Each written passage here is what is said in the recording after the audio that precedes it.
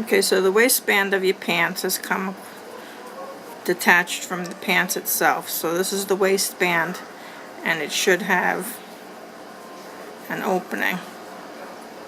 What you need to do is get it all back together. You're going to put the pants back into the opening of the waistband, back in this, in between where the slit is. Slide it back in there. You want it to hold it in place.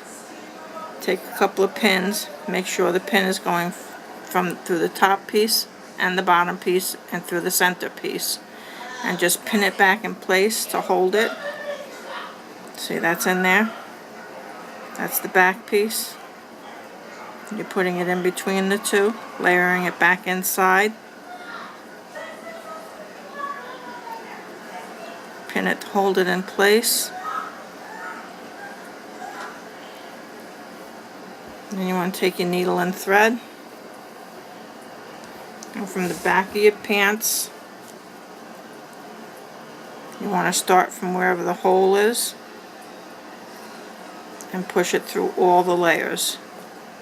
You want to try and use a thread that's going to match your jeans or whatever material, black, white, green, purple, so that you won't see the stitches too much. I'm using black only so that you can see what it is I'm doing. Alright, so now that I've come up, it's just like sewing anything else. You're going to push it back down. You want to do tiny stitches.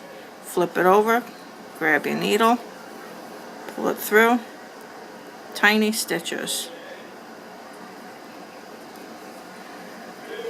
The tinier the better.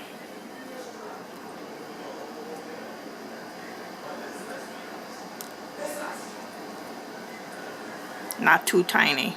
You'll be there forever. And you're just going to do that all the way across. You're just going to keep on stitching it all the way across. Push the needle through. You want to try and make it a straight line, but you're not always going to.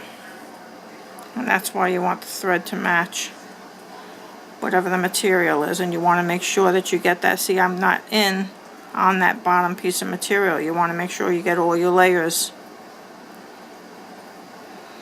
when you're stitching. And that's why you pinned it, because pinning it helps to hold that middle section in place where it belongs.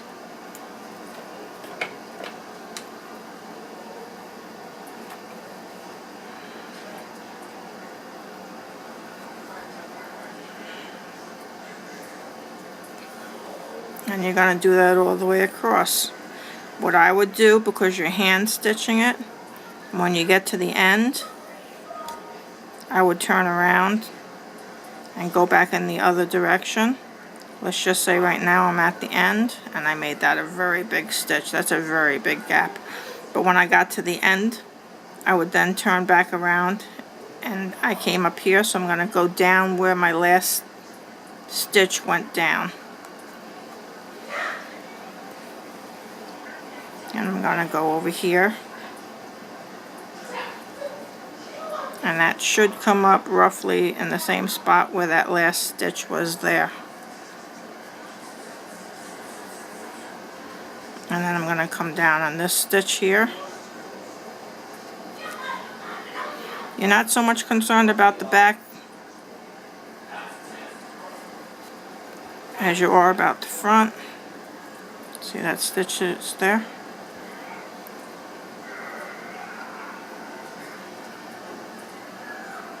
It doesn't have to be exact. I'm not exactly there, but I'm close enough. If you're using the same color thread as the material that you're sewing, you won't see it that much anyway. And you really do want to come back down. Once you do it all the way up, you want to come all the way back down, just like I'm showing you now. This gives you a stronger hold on your material. And it shouldn't separate there again. And then once you're at the end, once you're finished going one way and then back down the other, you're just going to tie this in a knot. And it should be fixed. And then you can take your pins out. Be very careful of the pins. It does hurt to get stabbed by the little suckers. I always do it 3 times. Knot it 3 times and then cut it. and then it should be fixed. Okay, it would be much easier if you had a sewing machine, but you don't, so that's how you have to do it by hand.